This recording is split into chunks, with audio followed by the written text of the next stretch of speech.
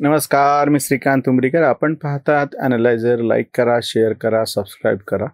ॲनालायझरचं app download करा. वारकरी संप्रदायाच्या अंतरंगात आपण उतरलेलो आहोत आणि जसं एखाद्या गुहेमध्ये आपण उतरत चाललेलो आहोत आणि त्या मार्गदर्शकाने आपल्याला बोट धरून हळूहळू उतरावं, हळूहळू एक एक गोष्ट दाखवावी आणि आतला अंधार निवळून डोळ्याला सराव व्हावा आणि हळूहळू काही गोष्टी दिसत जाव्यात. तशा पद्धतीने संप्रदायाची सुरुवात, माऊलींनी घालून दिलेला पाया, या संप्रदायाचे उपास्य दैवत, त्या उपास्य दैवतांची दर 15 दिवसाची एकादशीची जी काही पूजा आपण करतो आहोत, उपासना करतो आहोत, त्याच्यानंतर वारी करतो आहोत, गळ्यामध्ये माळ धारण करतो आहोत, धूतवस्त्रांनी पूजा करतो आहोत. अशा छोट्या छोट्या आणि सोप्या गोष्टीतून जयंत देशपांडेंनी आपल्याला म्हणजे ह्या गुहेमध्ये इथपर्यंत उतरवलेलं आहे. जयंतराव, नमस्कार. ह्या तिसऱ्या भागामध्ये मला एक तुमच्याशी थोडा एक वेगळा उत्सुकतेचा प्रश्न आहे आणि खरं तर त्याच्यासाठीच आम्ही ही सगळी मालिका सुरू केली की पांडित्य सांगणारे खूप जण आहेत. ग्रांथिक पातळीवरच्या थोड्याशा कोरड्या आणि वृक्ष भाषेत पण खूप ठिकाणी सांगितलं जातं, पण एक मानवी पातळीवरती खरं तर ज्याचा मूळ म्हणजे वारकरी संप्रदायाचा पायाच तो आहे की संवाद सहजपणे साधायचा आहे. मला एक उत्सुकता संत नामदेवांच्या बाबतीमध्ये आहे, कारण की संत ज्ञानेश्वरांच्या बाबतीमध्ये किती नाही म्हणलं तरी त्यांना जन्मजात सवर्ण जाती ते जन्मल्याचा एक फायदा आहे की त्यांना ते सगळं म्हणजे पूर्वसंचिताने काही गोष्टी मिळाल्यात म्हणा किंवा काही म्हणा. पण नामदेवांचं असं नाही आहे. आपल्या मूळच्या परभणी जिल्ह्यातल्या आताचा हिंगोली जिल्हा सेनगावच्या सारख्या नरसी या गावातला, छोट्याशा गावातला, बहुजन समाजातला, शिंपी समाजातला एक मुलगा आणि तो ज्या पद्धतीनं ह्या सगळ्या ज्ञान साधना करून पुढे जाऊन आणि वारकरी संप्रदायाचा विस्तार ज्यांनी केला, अगदी पार महाराष्ट्रापुरतं मर्यादित न ठेवता उत्तर भारतामध्ये हा सगळा भक्ती संप्रदाय नेला. त्याच्यामुळे एक भाग जो आहे तो स्थानिक पातळीवरचा आहे. मी परभणी जिल्ह्यातले, तुम्ही परभणी जिल्ह्यातले असल्यामुळे असेल कदाचित आपल्याला ती एक त्यांच्याबद्दलची आस्था आहे. पण दुसरीकडून मला ही उत्सुकता आहे की त्या काळामध्ये 750 वर्षापूर्वी, 700 वर्षापूर्वी ज्या महात्म्याला ही दृष्टी मिळाली की आपण ह्याचा विस्तार केला पाहिजे. त्याच्यामुळे मला नामदेवांच्या बाबतीमध्ये कुतूहल आहे की माऊलींच्या या सगळ्या पायाभरणीच्या नंतरची जी सगळी इमारतीचं बांधकाम ज्यांनी सुरू केलं आणि विशेषतः त्याचा विस्तार केला, उत्तर भारतात केला आणि कीर्तनाच्या स्वरूपामध्ये ते सर्वसामान्यांशी संवाद साधायला सुरुवात केली. अन्यथा ज्ञानेश्वरी ही नुसती ग्रंथ स्वरूपामध्ये राहिली असती, आजही टिकली असती जसं बाकीच्या संप्रदायाचे ग्रंथ टिकले. पण ते सर्वतोमुखी जाण्याचं फार मोठं श्रेय नामदेवांच्या कीर्तन परंपरेला होतं. त्यामुळे मला थोडंसं नामदेवांबद्दल या संप्रदायाच्या अनुषंगानं जाणून घेण्याची इच्छा आहे की ही सुरुवात कशा पद्धतीनं झाली आणि विस्तार कसा होत गेला. बरोबर. ही ना खरं तर पांडुरंगाचीच इच्छा आहे. नामदेवांचं येणं ही पांडुरंगांची इच्छा आहे. तुम्ही जसं म्हणालात ते खरं आहे. बारकाईने बघितलं तर ज्ञानदेवांनी ते तत्वज्ञानाची बैठक दिली, संप्रदायाचा आकृतिबंध घालून दिला, परंतु त्याला लोकांच्यापर्यंत घेऊन जाण्याचं काम कोणी केलं असेल तर ते वास्तविकतः नामदेव महाराजांनी केलेलं आहे. आता नामदेवांचा पूर्वेतिहास जो आहे ना, हा नामदेवांचा चौथा जन्म ज्ञात आहे आपल्याला, म्हणजे संप्रदायात चौथा जन्म मानतो आहे. एकदा ते भक्त प्रल्हाद होते हिरण्यकश्यपूच्या घरी, एकदा ते अक्रूर होते श्रीकृष्णासोबत, अंगद होते श्रीरामांच्या सोबत, आणि आत्ता ते भक्त शिरोमणी नामदेव. ते भक्त शिरोमणी होण्याच्या मागे हे त्यांचे मागे 3 जन्म त्या ठिकाणी आहेत. नामदेव महाराजांची जी भूमिका होती ना ते 3 प्रकारची होती. त्यांनी 3ही कामं केली. प्रचंड साहित्य रचना केली, शतकोटी अभंगाचं त्यांनी जे ठरवलं आणि मग स्वतःच्या माध्यमातून आणि इतरांना लिहितं करून अशा पद्धतीने ती शतकोटी अभंगाची प्रतिज्ञा त्यांनी केली. त्यामुळे साहित्य निर्मिती विपुल आहे नामदेव महाराजांची. दुसरा जो भाग आहे तुम्ही म्हणाला तसंच जनसामान्यांपर्यंत संप्रदाय घेऊन जाण्यासाठी कीर्तनासारखं माध्यम निवडून त्याला रूढ करण्याचं काम नामदेवांनी केलेलं आहे. कारण मला कसं वाटतं सुग्रास अन्न शिजवलेलं आहे पण ते ताटामध्ये वाढलं पाहिजे ना नंतर. बरोबर आहे, अगदी ज्ञानेश्वर महाराजांनी ते सगळं शिजवून ठेवलेलं आहे, पण ते वाढायचं आहे पत्रावळीवर. वाढायचं काम आमच्या नामदेव महाराजांनी फार चांगल्या पद्धतीने केलं आणि ते सर्वांच्या मुखापर्यंत जाईल याची काळजी पण त्यांनी घेतली. अशा प्रकारचं ते दुसरं काम त्यांनी केलं. तिसरं जे काम आहे ना नामदेव महाराजांचं, त्यांनी जे संघटन केलं, संतांना आम्ही जे गौरवाने सांगतो ना की 18 पगड जातीच्या संतांचा संप्रदाय आहे. चोखा मिळाला अक्षरशः तो दारामध्ये थबकलेला आहे नामदेव महाराजांच्या. मी आत येऊ की नको, आणि नामदेव महाराज त्याला नुसतं आत घेत नाहीयेत, त्याला आपल्या पंक्तीला जेवायला बसवत आहेत. हा समतेचा जो विचार नामदेव महाराजांनी रुजवला. जनाबाईंना कोण सांभाळणार होतं? रस्त्यावरती अनाथासारखं फिरावं लागलं असतं. तिला आपल्या घरामध्ये आणून तिला आपल्या कुटुंबात, आधीच 14 माणसं आहेत घरामध्ये, जनाबाई 15व्या आहेत त्यांच्या घरामध्ये, त्या 15 माणसांना आणलं.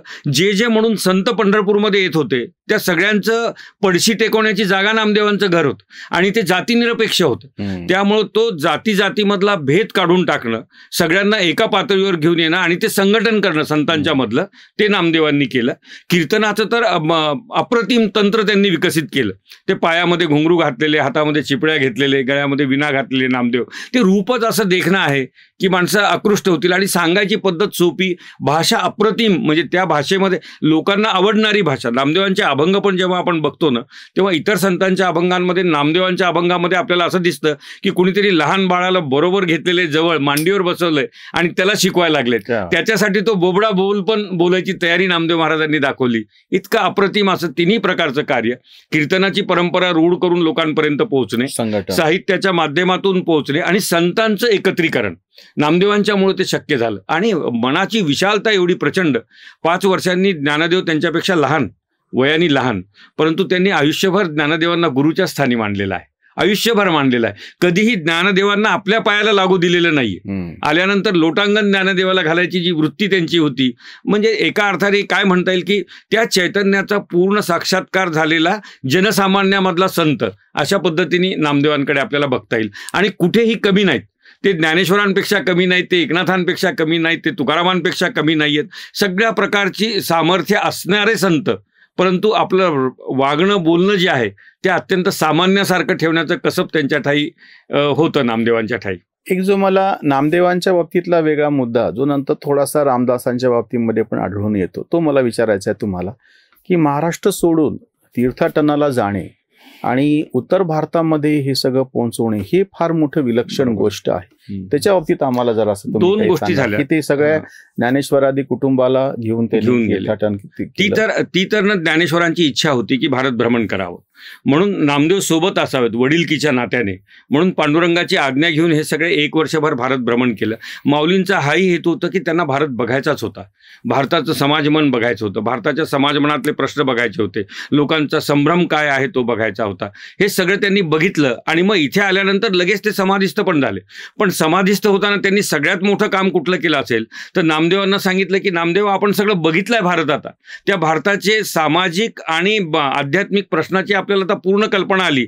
आता कुठून आपल्याला सुरुवात करायची, तर तुम्हाला ती आता पंजाबमध्ये जाऊन सुरुवात करावी लागेल. आणि मग पंजाब हे तशा अर्थाने आक्रमणाच्या दृष्टीने अत्यंत सोपा प्रांत होता, पश्चिमेच्या दृष्टीने. मग त्या ठिकाणी तुम्ही काम करा आणि मग तुम्ही राहिलेल्या आयुष्यामध्ये हे सगळं काम तुम्ही करून भारत भ्रमण करा. त्याच्या जोडीला दक्षिणेमध्ये पण भक्ती संप्रदाय आहे, उत्तरेमध्ये पण भक्ती संप्रदाय आहे, आपल्याकडे पण आहे. या तीनही संप्रदायाला एकत्र आपल्याला आणता येईल का आणि एक भक्तीचं विशाल स्वरूप आपल्याला समोर मांडता येईल का, असा प्रयत्न नामदेवांनी करावा. म्हणून तशा प्रकारची प्रार्थना, आज्ञा, विनंती ज्ञानदेवांनी त्यांना केली आणि ती शब्दशः नामदेवांनी पाळली. आणि म्हणून मग तुम्हाला कबीरांसारखे त्यांचे शिष्यत्व पत्करणारे लोक उत्तरेमध्ये पण तुम्हाला दिसतील. गुरुग्रंथ साहिबामध्ये त्यांच्या पदांचा समावेश झालेला पण एक काय म्हणता येईल माहिती आहे का, भक्ती संप्रदायामधली सर्वमान्यता लाभलेला असामान्य संत, असं नामदेवांचं वर्णन आपल्याला करता येईल. आणि ते खूप मोठं भ्रमण होतं, दीर्घकाळ होतं. त्यांनी बाहेर निवास केला, आपला संसार, तो सगळा प्रवास सुरू झाला. त्यांनी पंजाबापासून प्रवास, त्यांना सुरुवात ज्ञानेश्वर माऊलींचा तो सोमनाथ पासून सुरू झाला. सोमनाथ पासून त्यांनी सुरुवात केली त्या यात्रेला आणि मग पूर्ण उत्तर भारत फिरून हे साधारणतः 1 वर्षाचा प्रवास त्यांनी केला, पूर्ण 1 वर्षभर. आणि कार्तिकीला ते परत आले वापस आणि दुसऱ्या कार्तिकीला मग ते समाधीचा सोहळा त्या ठिकाणी, म्हणजे शुद्ध एकादशीला आपण हे करतो आणि वद्य एकादशीला तो सोहळा सुरू झाला. 3 दिवस सोहळा चालला आणि मग माऊली समाधिस्थ झाले. नामदेव परत पंढरपूरमध्ये आले, पांडुरंगाची आज्ञा घेतली आणि तो त्यांचा प्रचंड मोठा, हे एक बघा तुम्ही की ज्याला आपण दिग्विजयाची यात्रा म्हणून आचार्यांच्या यात्रेचं आपण वर्णन करतो की त्यांनी भारत भ्रमण करून अद्वैत सिद्धांत मांडला. ही पण दिग्विजयाची यात्राच आहे नामदेवांच्या दृष्टीने. तोही काळ म्हणजे त्यांनी ते तत्वज्ञानाच्या पातळीवरती केलं होतं, ह्यांनी ही भक्ती संप्रदायाच्या पातळीवरती केली. ह्यांची पण दिग्विजयाची यात्राच आहे ती मोठी. आणि दुसरं मला विचारायचं आहे की माऊलींनी समाधिस्थ झाल्याच्या नंतर परत एकदा जेव्हा नामदेव सगळ्यात ह्याच्यासाठी गेलेले आहेत, तीर्थाटनासाठी गेलेले आहेत, विशेषतः घुमानमध्ये त्यांचा हे पण आहे, त्यांनी जे सगळं कीर्तनाचं स्वरूप जे स्वीकारलेलं होतं, ज्या पद्धतीनं नाचू कीर्तन, म्हणजे त्याच्यामध्ये सगळ्याचाच अंतर्भाव केलेला आहे. म्हणजे संगीत आहे, नृत्य आहे, ज्ञान भाषा आहे. तर आहेच, ज्ञान आहे, रंजन आहे. तशा रंजन अर्थाने लोकांना ते संघ सांगायचं आहे. आणि हे सगळं त्यांनी उत्तरेत नेलं. मला हे थोडंसं एक वेगळे पण तुम्हाला विचारायचं, एरवी आपण करतो ते प्रवचन वेगळं, पण कीर्तन करत असताना त्याला या पद्धतीनं रंजकता म्हणा किंवा त्याच्यामध्ये वाद्यांचा वापर म्हणा किंवा नाट्याचा वापर म्हणा, एकपात्री एका अर्थाने तो प्रयोगच आहे की हे जे वेगळेपण नामदेवांनी त्याला जोडलं त्याच्याबद्दल आम्हाला थोडंसं एक सांगा. जे कीर्तनाचं स्वरूप नामदेवांपासून म्हणजे नारदाची गादी आपण म्हणतो आणि त्याच्यापासून ती पुढे सुरू झाली. बरोबर. मुळामध्ये ना भक्ती संप्रदायामध्ये भजन परंपरा होतीच. भजन करायचंच होतं. ते भगवंतासमोर बसून जे आपण सवाद्य भजन करायचं, नाद ब्रह्मच आपण त्याला म्हटलं. अगदी अगदी तशा पद्धतीने. परंतु एकाने कुणीतरी उभं राहायचं आहे आणि लोकांच्या समोर तो ऍक्ट ज्याला म्हणता येईल तो त्या ठिकाणी प्रस्तुत करायचा आहे, एक पात्री प्रयोग करायचा आहे. ते थोडं त्यांच्या समोर नारदांचा पण आदर्श होता. नारदांची ती आकृती आपण बघतो, त्यांचं चित्र आपण बघतो. गळ्यामध्ये विणा आहे, हातामध्ये चिपळे आहेत, पायामध्ये चाळ आहेत आणि भ्रमण चालू आहे, त्रिलोकामधलं भ्रमण चालू आहे. तर तीच परंपरा आहे, नारदांकडून आलेली परंपरा आहे. परंतु जेव्हा नामदेवांनी ती परंपरा प्रत्यक्षामध्ये त्या ठिकाणी अवतरित केली त्या क्षणाला त्यांच्या आजूबाजूला कोणी ती करत नव्हतं. ते नामदेवांनीच आणलेलं आहे. आपल्या समोरच्या ज्ञात इतिहासामध्ये त्या काळातल्या नामदेवांनी ती परंपरा, आज ज्या स्वरूपातलं आपण कीर्तन म्हणतो त्याचं पूर्णपणे उद्गाते तशा अर्थाने संस्थापक म्हणूयात त्या व्यवस्थेचे. त्याच्यामध्ये एक टप्पा आपल्याला अजून बघता येतो कीर्तन परंपरेमध्ये. नामदेवांच्या काळामध्ये टाळकरी हा तेवढा रूढ अर्थाने त्या ठिकाणी नव्हता, तो तुकाराम महाराजांनी आणला. ते त्यांचे 14 टाळकरी आणि मग तो म्हणजे त्याच्यामध्ये तुम्हाला असं म्हणायचं आहे का की जो विस्तार पुढे आपण घेऊयात तुकाराम ह्याच्यामध्ये, पण जास्तीत जास्त लोकांना त्याच्यामध्ये सहभागी करून घ्यायचा असा काही दृष्टिकोन? अगदीच तो होता. त्यानंतर तात्कालिक परिस्थिती पण कारणीभूत होती आणि मग ते संगीतावरती आधारित कीर्तन, मग ते पुढे आणखी अनेक लोकांचा त्याच्यामधला सहभाग, अशा पद्धती. आता जे आम्ही रूढ अर्थाने वारकरी कीर्तन म्हणतो ते तुकाराम महाराजांनी एस्टॅब्लिश केलेलं कीर्तन आहे. आणि तुकाराम महाराजांनी ते स्वरूप मांडत असताना आधार सगळा नामदेव महाराजांचा आहे. कीर्तनकार आहे, घोंगडी टाकलेली आहे, त्याच्यावरती तो उभा आहे, म्हणजे तो नारदाचा प्रतिनिधी आहे, व्यासांचा प्रतिनिधी आहे आणि तो लोकांना उद्बोधन करतो आहे. हे जे स्वरूप आहे हे नामदेवांनीच या संप्रदायाला दिलं आणि नाचू कीर्तनाची रंगी. तुम्ही फार छान सांगितलं की बाबा हे तुकाराम महाराजांनी पुढे नेलं. आपल्याकडे असं म्हणायची पद्धत आहे, ज्ञानाचा एका म्हणजे एकनाथ महाराजांनी ते तत्वज्ञान मांडण्याचं एकनाथी भागवत आहे. बरोबर. नामयाचा तुका नामदेव महाराजांच्या सगळ्या या कीर्तनाचं पुढं परंपरा चालवली. आणि कबीराचा शेका, कबीर आणि नंतर शेख मोहम्मद असं ते जिने जे सांगितलेलं आहे, असं जे आपल्याकडे म्हटलं गेलेलं आहे. शेवटचं फक्त मला मुद्दा उपस्थित करायचा आणि नंतर मग आपण पुढच्या टप्प्याकडे जाऊयात. नामदेव महाराजांमुळे फार मोठ्या प्रमाणामध्ये बहुजन समाज हा सगळा वारकरी संप्रदायाशी जोडला गेला आणि आज त्याचा जो प्रचंड विस्तार आपल्याला दिसतो आहे. आणि नामदेवांनी म्हणलेलं पण आहे की उपमा जातीची, नामा म्हणे तैसा जातीचा आम्ही शिंपी, उपमा जातीची देऊ नये. किंवा नंतर मग कबीरांनी जेव्हा म्हटलेलं आहे की मोल करो तलवार का, जातीनं पूछो साधू की, पूछो उसका ज्ञान, मोल करो तलवार का, पडे रहने दो मॅन, असं जे नंतर त्या परंपरेमध्ये पुढे सांगितलं. म्हणून मला शेवटचा प्रश्न विचारायचा आहे की बहुजन समाजाला जे आत्मभान आलं आणि जी अस्मिता जागृत झाली भक्ती संप्रदायामुळे, ती नामदेवांमुळे जास्त करून असं म्हणता येईल का? नक्कीच. एक लक्षात घ्या, तो तिष्ठत होता दारावरती, शतकानुशतके तिष्ठत राहिलेला समाज आहे. त्याच्या मनामध्ये ती आंतरिक तळमळ आहे. चोखोबाला आतमध्ये जायचंय हो, पण चोखोबाला आतमध्ये जाता येत नाही, ही अगतिकता आहे. आणि अशा अगतिक मानसिकतेमध्ये एक जण कुणीतरी समोर येतो आणि तुम्ही माझेच आहेत, माझ्याबरोबर या, आपण सगळे मिळून जाऊ, अशा प्रकारचं आवाहन करतो. तेव्हा ते मोहळच होणार ना, त्याच्या भोवती सगळ्या त्या मधमाशा येणार. तशा प्रकारचं नामदेव केंद्रस्थानी आणि 18 पगड जातीचे भाविक लोक त्यांच्या भोवती, संतच म्हणत नाही मी, भाविक लोक त्यांच्या भोवती. एक लक्षात, किती मोठा अधिकार देऊन टाकला ना.